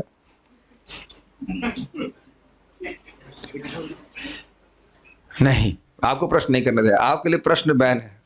आप केवल स्पॉन्सर कर सकते हैं प्रसादम और भगवान को प्रणाम कर सकते हैं और माता जी को लेकर वृंदावन आ सकते हैं। क्वेश्चन आपके लिए बैन। क्वेश्चन है एंड में पूछेंगे कि क्वेश्चन पूछेंगे कभी कि आपका क्वचित विहार करने के लिए आप कुछ प्रश्न कर देते हैं, लेकिन मेरी प्रकृति डिस्टर्ब हो जाती है मुझे गुस्सा आ जाता है, इसलिए एंड में अलाउ करें। ठीक, दोनों ही शुद्ध भक्तों के नायक हैं। कौन दोनों? चैतन्य महाप्रभु, भगवान कृष्ण। भगवान के शुद्ध भक्तों में भगवान की सेवा करने की अतिरिक्त अन्य कोई इच्छा नहीं रहती, अतः वे सात्वत कहलाते हैं। कौन सात्वत कहलाते हैं? भक्त। अभी सात्वत यदुवंशियों को स्पेसिफिकली नहीं कर रहे, यदुवंशी तो हैं ही भगवान के भक्त, लेकिन सात्वत की व्याख्या प्रभुपाद जी भक्त के रूप में कर रहे हैं। अतः वे सात्वत कहलाते हैं और भगवान ऐसे सात्वतों के अग्रणी हैं। ऐसे समझिए, हमारा नेता कैसा हो, भगवान कृष्ण जैसा हो, हमारा नेता कैसा हो, चैतन्य महाप्रभु जैसा हो। आप समझ में आ गया? अब तो इजी है। और आप समझ रहे हैं कि नेता के पीछे चेले चलते हैं। ठीक है भाई, महाप्रभु, एक सिंपल सी बात है, कोई कहता है कि हरे कृष्णा करो, तो मैंने कहा भाई महाप्रभु भागवत नहीं पढ़ रहे थे। अच्छा, कोई कहता है मन में जप करो, तो महाप्रभु उच्च क्रिया जोर जोर से हरे कृष्णा करते थे। तो अब जो कुछ भी हो, महाप्रभु को नेता मानते हैं ना। कोई कहने कीर्तन में नृत्य नहीं करना चाहिए, तो आप महाप्रभु से बड़े हैं। अच्छा, डीटी को देखने जाना नहीं चाहिए, तो महाप्रभु क्यों जगह जगह जाकर के हरिदेव को देख रहे हैं, यहाँ देख रहे हैं और नृत्य कर रहे हैं? अगर चैतन्य चरितामृत पढ़ लेंगे तो स्पष्ट समझ में आएगा कि जैसे महाप्रभु कर रहे हैं वैसे हमको भी करना है। भाई महाप्रभु ने घर छोड़ा तो हमको, हम तो कुछ नहीं कह रहे, हम तो कुछ नहीं कह रहे, हमने कुछ नहीं कहा। I am not to be blamed.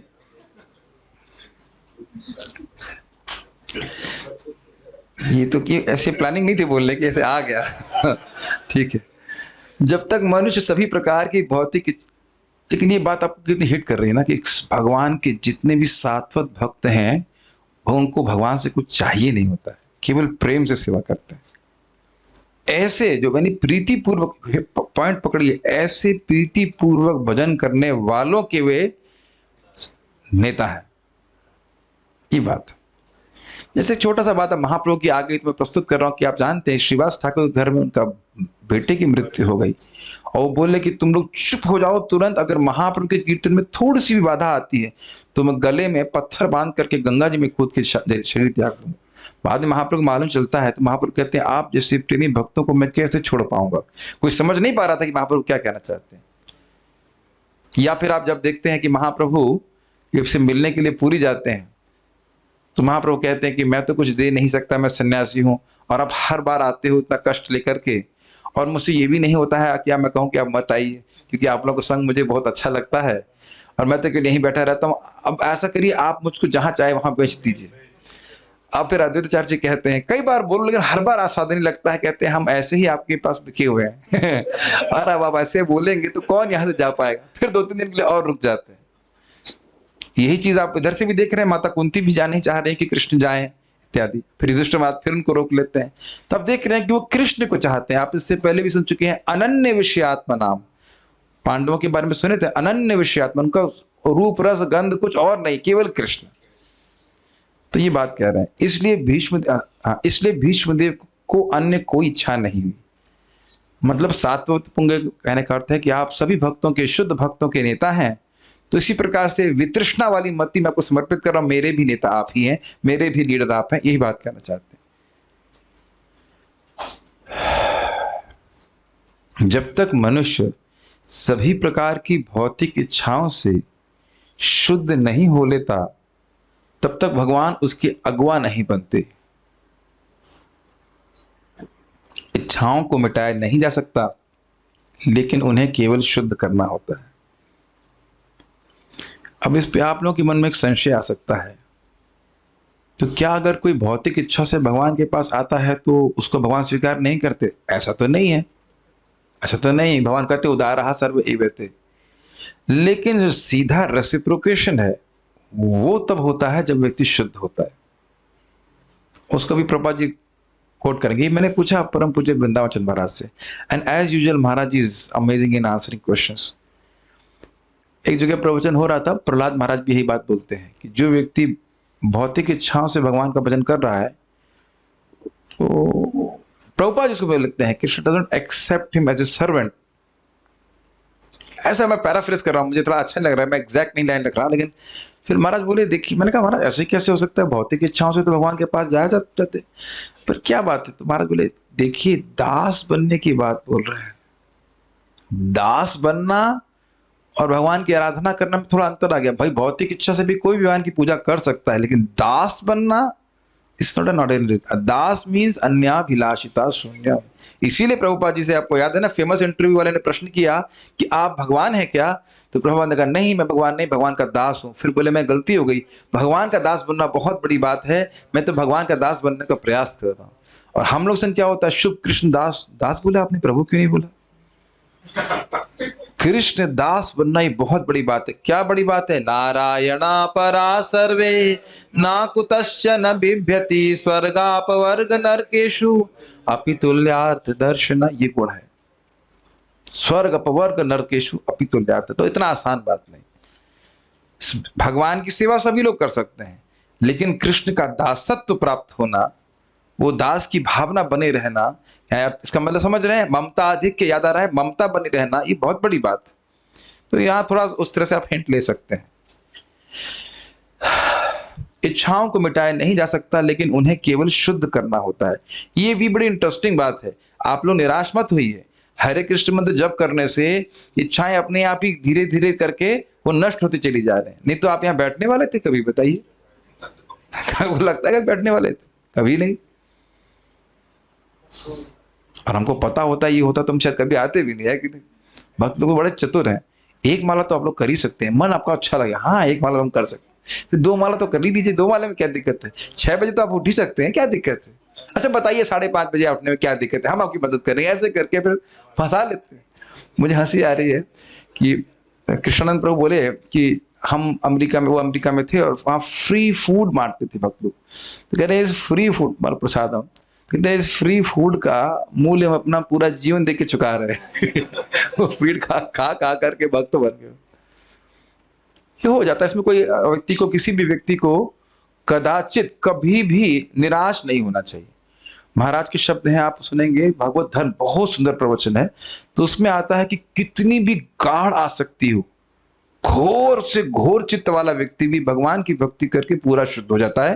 भक्तों का आश्रय लेता, भक्तों का आश्रय लेकर के मार्गदर्शन में हरे कृष्ण मंत्र जप करे, भक्ति करे, वो शुद्ध हो ही जाएगा। जैसे आप वो मृगारी इत्यादि कहानी जानते हैं, उसको हम यहाँ व्याख्या नहीं कर रहे। तो इसमें निराश नहीं होना चाहिए।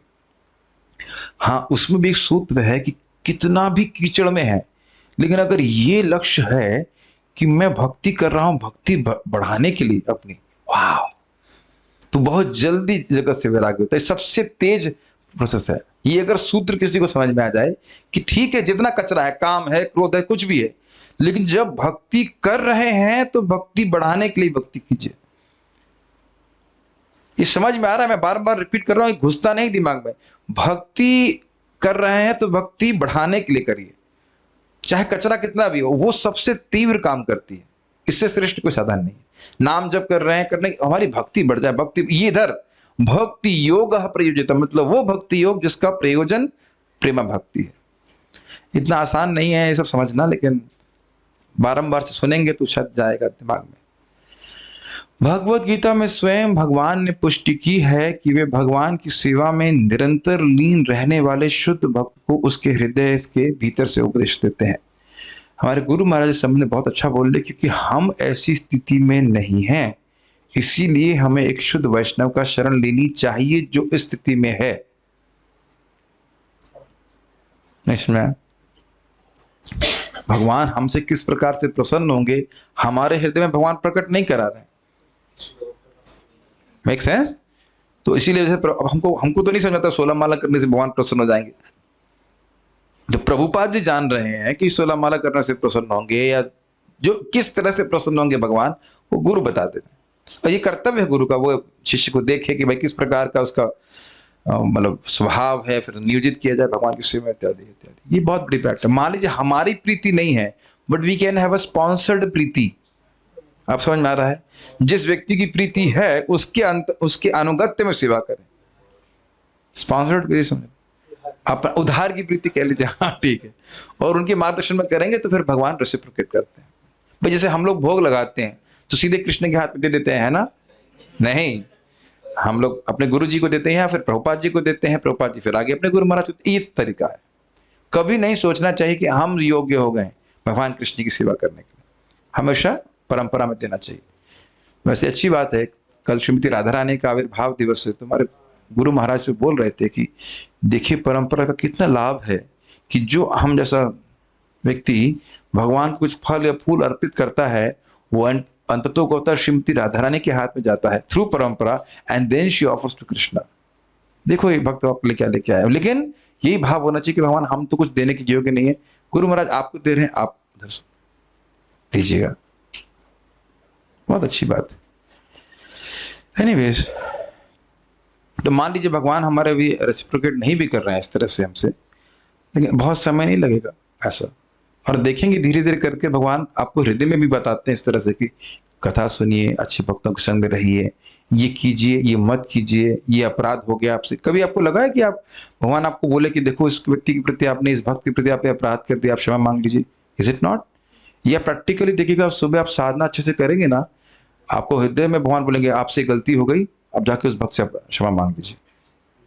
भले उस समय आप आवेश में आके गुस्सा हो जाए, कुछ हो जाए, लेकिन बाद में आपको समझ में आ जाएगा। ये आप कह ही नहीं सकते कि भगवान नहीं बोलते, कृष्णा स्पीक्स, नहीं, ऐसा नहीं। और आपको नहीं बोलेंगे ना तो किसी भक्त द्वारा बुलवा देंगे, या कथा में कुछ सुन लेंगे, तब आपको हाँ ये तो गलती हो गई आपसे। It is very dynamic. या प्रभुपाद जी ग्रंथ खोलेंगे तो प्रभुपाद जी तो हैमरिंग करते ही, इसमें कोई कठिनाई नहीं है। ऐसा हैमरिंग मतलब तुमने ये गलत किया, तुमने गलत किया, समझ में आ जाता है। ऐसा उपदेश किसी भौतिक हेतु के लिए नहीं, अपितु अपने घर भगवान के धाम वापस जाने के लिए दी जाता है। ये बहुत सुंदर लाइन है, प्लीज समझिए। भगवान आपके हृदय में ये बात स्फुटित कराते हैं कि इस हरे कृष्ण मंत्र के द्वारा तुम मेरे पास आ जाओगे, तो आपकी बुद्धि कैसी होगी सोचिए। कुछ समझ में आ रहा है मैं क्या कह रहा हूं? कितने भक्त हरे कृष्ण मंत्र छोड़ देते हैं? नहीं छोड़ देते, तो उनके हृदय में वह प्रकाशित नहीं हो रही बात कि इस हरे कृष्ण मंत्र के द्वारा हम भगवान के पास चले जाएंगे। बात बहुत सिंपल सी लगती है, लेकिन सुन के भी लोग अनसुना कर देते हैं। करते कि नहीं? आप बताइए, क्या नहीं छोड़ रहे हैं? आप लोगों के मित्र कितने सारे ड्रॉप कर रहे हैं कि नहीं, ब्लूप कर रहे हैं कि नहीं?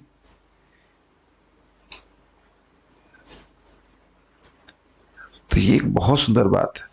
इसमें चैतन्य महाप्रभु की लीला में मैं बताना चाहता हूं कि सार्वभौम भट्टाचार्य, आप जानते हो कितने बड़े प्रकांड पंडित, मैंने पढ़ाया था, आपको श्लोक भी दिखाया था। उनके हृदय में भी महाप्रभु ने नाम उच्चारण और नाम वितरण की महिमा प्रकाशित करी। और फिर मैं आपको याद दिला रहा हूं कि नाम को चिंतामणि क्यों कहते हैं? मणिवत प्रकाशक। बारंबार हरे कृष्णा कृष्णा कृष्णा हरे हरे, हरे राम राम राम हरे हरे। इसका बारंबार उच्चारण करते हैं, बार बार श्रवण करते हैं, भागवत सुनते हैं, तो ये नाम ही अपनी कृपा के द्वारा अपनी महिमा को हमारे हृदय में प्रकाशित करता है। और जितना ये प्रकाशित होगी हृदय में, कभी आप हरि नाम नहीं छोड़ सकते। छोड़ने का एक ही कारण है कि श्रद्धा नहीं होती। और बताइए वो कारण है क्या? तो ये इस प्रकार का उपदेश भगवान तभी देते हैं जब कोई प्रीति पूर्वक करे। अगर मान लो प्रीति पूर्वक ना कर पाए तो कम से कम ड्यूटी पूर्वक करे। और ड्यूटी में भी प्रीति है, मैं बता रहा हूं कैसे। देखिए, अगर आप किसी से प्रेम करते हैं, उसको प्रसन्न करना चाहते हैं, तो वह कर्तव्य करने में कोई कठिनाई अनुभव नहीं करते जिससे वो व्यक्ति प्रसन्न हो। कुछ समझ में आ रहा है? Make sense?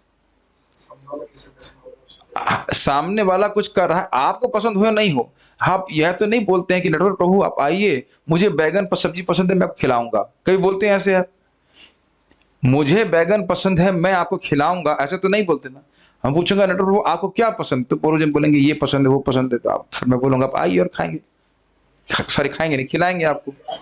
तो प्रभुपाद जी बहुत सिंपल कहते हैं कि पत्रम पुष्पम फलम तो यम। हमको तो पता नहीं भगवान को क्या पसंद है, तो भगवान बता रहे हैं भाई हमको ये पसंद है, पत्र पसंद है, पुष्प पसंद है, फल जल पसंद है। प्रभुपाद कहते हैं मटनम चिकनम नहीं बोल रहे हैं तो स्पष्ट बोल रहे हैं, और प्याजम लहसुनम भी नहीं बोल रहे हैं, तो स्पष्ट बोल रहे हैं पत्रम पुष्पम फलम तोयम। तो यदि भगवान से कुछ प्रेम है तो भगवान कोई वस्तु दे रहा है तो प्रेम का ही लक्षण है ना। तो ड्यूटी में भी कहीं कहीं प्रीति है। और जितना हम भागवत सुनेंगे उतना ही आपकी प्रीति बढ़ेगी। ये नहीं सोचेंगे कि अरे पूतना ने जहर दिया है तो मैं अच्छी वस्तु चॉकलेट फिर से आ गई, स्वीट है, लड्डू बनाऊंगी तो कृष्ण प्रसन्न होंगे। प्लीज इस बात को समझिए, भगवान कृष्ण के शब्द हैं कि जो व्यक्ति ये सोच रहा है, क्या एग्जाम्पल तो, ये जल है, कुछ भी वस्तु बड़ी सुंदर है, इसे कृष्ण सुखी होंगे, सच अनंताय कल्पते, वही वस्तु का अर्पण उसको अनंतता की ओर लेके जाएगा। सच अनंताय कल्पते, भागवत में भगवान के शब्द है, तो श्रद्धा लेकर के करना चाहिए। Make sense? तो सभी चीज का आधार श्रवण कीर्तन है। श्रवण कीर्तन रहेगा तो प्रीति बढ़ती चली जाएगी। इसलिए मैंने यहाँ पे श्लोक कोट यहाँ पे लिख दिया है, प्रभुपाद से कोट करते हैं, तेषां सतत युक्तानां भजतां प्रीति पूर्वकम ददामि बुद्धि योगम तम ये न माम उपयान्ति ते। जो सतत ही मेरे भजन में लगे रहते हैं कैसे प्रीति पूर्वक, तो उनको मैं बुद्धि योग देता हूँ, ऐसी बुद्धि देता हूँ जिससे वो मेरे पास आ जाते हैं। श्लोक आपने सुन रखा है, लेकिन इसे मनन करिए, कितना सुंदर श्लोक है। आप भगवान के पास पहुंच जाओगे, ऐसी बुद्धि भगवान दे देंगे। अर्थात वो सारे कार्य जो भगवान के पास जाने में बाधा होंगे, भगवान हमको शक्ति देंगे, बुद्धि देंगे, तुम काम बिल्कुल मत करो। और वो सारे कार्य जो हमको भगवान के पास लेके जाएंगे, भगवान बुद्धि देंगे, काम करो। ऐसी बुद्धि सबको दे रहे हैं क्या? सबको नहीं दे रहे। यही बात प्रभुपाद जी तात्पर्य में कहेंगे। समझ में आया बुद्धि योग का अर्थ? सुबह उठो, मंगल आरती जाओ, जप करो, प्रणाम करो, भगवान का प्रसाद खाओ, भागवत सुनो, ऐसी बुद्धि दे रहे हैं कि नहीं दे रहे हैं? आप सब लोगों को, सभी को दे रहे हैं। और मैं समझ रहा हूँ कि कुछ समझ में आ रहा है कि हाँ, बाहर निकलने का रास्ता तो यही है। समझ में आ रहा है कि नहीं? आ रहा है कि नहीं आ रहा? भागवत पढ़ेंगे, नाम जप करेंगे, पार हो जाएंगे। आ रहा है नहीं आ रहा अभी तक? अब आने लग गया? गुड। ये भक्तों के संग से हम लोग, ये भक्तों का संग मैं नहीं बोला कि मेरे संग से, मैं इनडायरेक्टली ये नहीं बोलना चाहता हूं। बस इकट्ठे होइए, कृष्ण के बारे में चर्चा करिए, सुनते रहिए, तो भगवान प्रसन्न होकर उस अमूल्य उपहार को आपके हृदय में प्रकाशित कर देंगे। भाई जप कर और निकल ले यहां से। बुद्धि योग समझ में आया? नहीं तो कहां कहां बुद्धि हम लगा देते हैं। मैं एक छोटी सी बात कहूंगा, आज भी याद है तो कितना भगवान की कृपा है। आज भी याद है, जननिवास प्रभु 2007 दिसंबर में मैं मायापुर गया था, और पता नहीं एकदम अकस्मात, मुझे कोई पता नहीं वहां पे क्या शेड्यूल चलता है, गीता क्लास हो रही थी। जननिवास प्रभु को मैं जानता था, तो वो बहुत सिंपल सी बात बोले कि भाई देखिए, वृंदावन और मायापुर है, भगवान के कोई भी धाम प्रलय में भी नष्ट नहीं होता। पुरी है, मायापुर है, तो यहाँ रहिए, सेवा कीजिए, शरीर छोड़ दीजिए, अब भगवान के पास चले जाइए। सिंपल, बस इससे अधिक कुछ नहीं बोले थे। वो इतना हिट किया कि जनवरी में दास यहाँ पर उपस्थित हो गए, और ऐसे रास्ते खुले कि हम तो आश्चर्यचकित। तो मैं कई बार बोल चुका हूं, यहाँ रिपीट नहीं कर रहा, करना मित्रों, गुड आइडिया और बैड आइडिया। और उसमें भी आप जैसा भक्त जो वैष्णव को प्रसन्न कर रहा है, वो तो फिर राधा रानी जाने ही नहीं देंगे।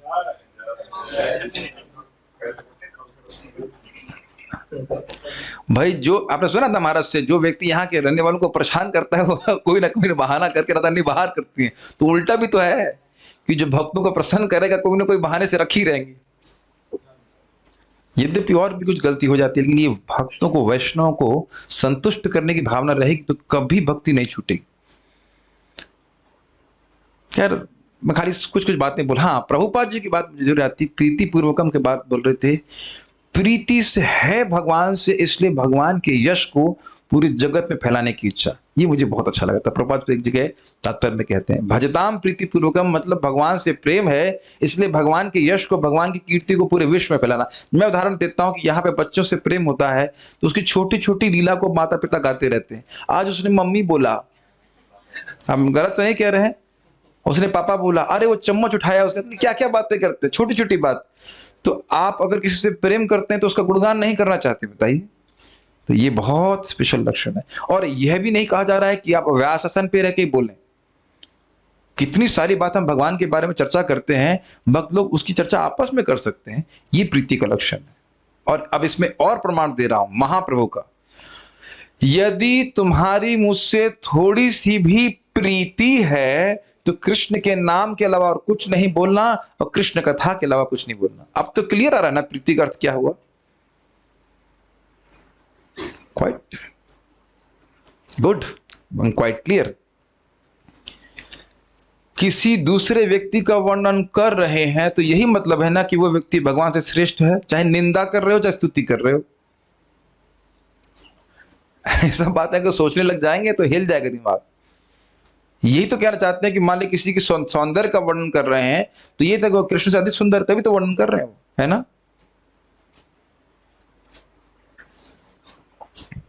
भगवान सामान्य व्यक्ति के लिए जो भौतिक प्रकृति पर अपना प्रभुत्व दिखाना चाहता है, न केवल उसकी इच्छा पूर्ति करके उसके कार्यों के साक्षी बनते हैं, अपितु वे अभक्तों को भगवत धाम जाने के लिए कभी कोई उपदेश नहीं देते। देखिए, महाराज इसको समझाते हैं और आपको बड़ी आसानी से समझ में आ जाएगा, और मैंने पहले भी बताया है। जब से हम सबका जन्म हुआ है, या सबका अन्यों का सबका जन्म हुआ है, भगवान ये सब ज्ञान दे रहे हैं कि आहार, निद्रा, भय, मैथुन का ज्ञान दे देते हैं। वो भी ऑटोमेटिक होता है, कोई इसके लिए शिक्षा की जरूरत नहीं है। लेकिन एकदम चुप रहते, एकदम जैसे कहते हैं सट्टी सट्टी बोलते हैं, सट्टी सिट्टी सट्टी मार के बैठे रहते, एकदम चुप। ये बिल्कुल नहीं बोलते कि देखो मैं गोविंदमादि पुरुषम हूँ। जब तक भक्तों का संग नहीं हो, जान अनजान में हम कुछ भक्ति ना करें, एकदम कृष्ण कोई ज्ञान नहीं देते।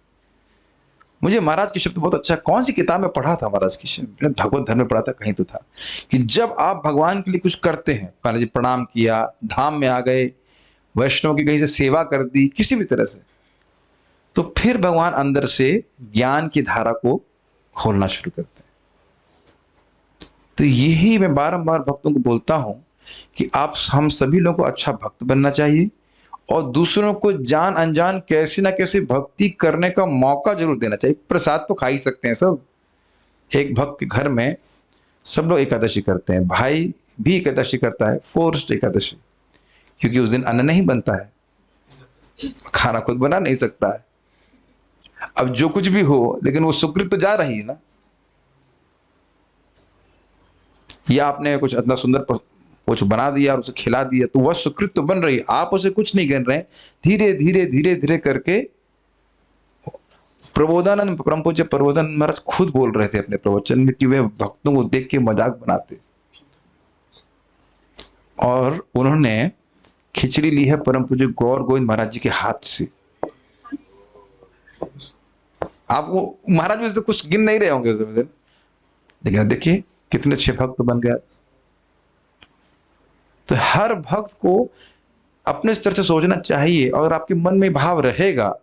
मैं आज भी सुबह बता रहा था कि जब करते समय भी इच्छा होनी चाहिए कि भगवान हमको शक्ति दें कि हम दूसरों, किसी एक व्यक्ति को तो हम उद्धार कर सके।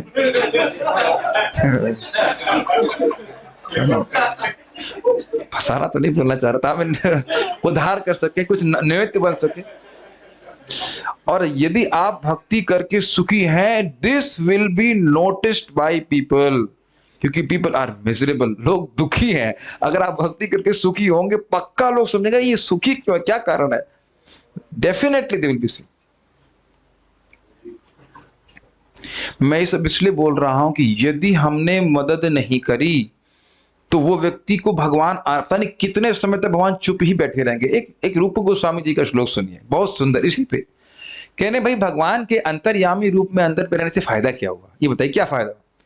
जीव के जन्म मरण रूपी वृक्ष की एक पत्ती भी नहीं टूटी, लेकिन कदाचित उसने गलती से भी कृष्ण का नाम ले लिया तो उस पेड़ की जड़ भी हिल जाती। कौन सा नाम? हरे कृष्णा कृष्णा कृष्णा हरे हरे, हरे राम राम राम हरे हरे। तो किसी तरह से हरे कृष्णा बुलवाइए। मैं तो जब एयरटेल में कंप्लेन भी करता हूं तब भी बोलता हूं हरे कृष्णा। आपका कोई और कंप्लेन नहीं, हरे कृष्णा। कम से कम सुने तो सही हरे कृष्णा। और कभी कभी उसके मुख से निकल जाता है हरे कृष्णा, कभी कभी निकल जाता है। ठीक है, मैं सब बातें कहने का प्रयोजन क्या, दिमाग लगाइए कैसे किसी तरह से लोगों को एक माला आधा माला किसी भी तरह से करने का प्रयास करिए। मेरी माँ की मित्र कॉल करी तो मैंने कहा, आप थोड़ा सेंटी मार दिया, सेंटीमेंटल। अरे आप मेरी मौसी नहीं, आप मेरी माँ हैं, एक उपहार दीजिए, आप एक माला जप कीजिए, आप मुक्त हो जाएंगे। और ने कहा ठीक है मैं करूंगी। ये हरे कृष्णा कृष्ण कृष्ण हरे हरे, हरे राम ये तो मुझे पता है, हरे राम राम राम हरे। एक बार तो बोला ना। और यही दूर नहीं समाधि प्रबोधानंद सरस्वती जी के, वो बोल रहे हैं कि कैसे प्रचार करना है। दरवाजा नॉक कीजिए, दरवाजा खोलेगा, आप उसे दंडवत प्रणाम कीजिए। प्रभुपाद जी बोलते हैं, फिर आप खड़े हो कहें आप बहुत बुद्धिमान व्यक्ति हैं, आप बहुत अच्छे व्यक्ति हैं, एक नम्र निवेदन है कि अपनी बुद्धि त्याग दीजिए और महाप्रभु का आश्रय लीजिए। प्रभुपाद कहते हैं जब आप कहेंगे कि आप बहुत बुद्धिमान है तो वो खुश हो जाएगा, हाँ बुद्धिमान तो मैं हूँ, बताओ क्या करना है। इतनी नम्र भाव से, पाँव भी गिरना पड़े, अभी तक तो नहीं गिरना पड़ा, लेकिन किसी तरह से दिमाग लगे, बोले किसी तरह हरे कृष्णा करें। Okay, because once they chant Hare Krishna, they have received, anyone who has chanted Hare Krishna has received the mercy of Shriman Chaitanya Mahaprabhu. ये प्रभुपाद जी के शब्द हैं। जिसने भी हरे कृष्ण मंत्र उच्चारण किया है वह महाप्रभु की कृपा को प्राप्त कर गया है, राधा रानी की कृपा को प्राप्त किया है।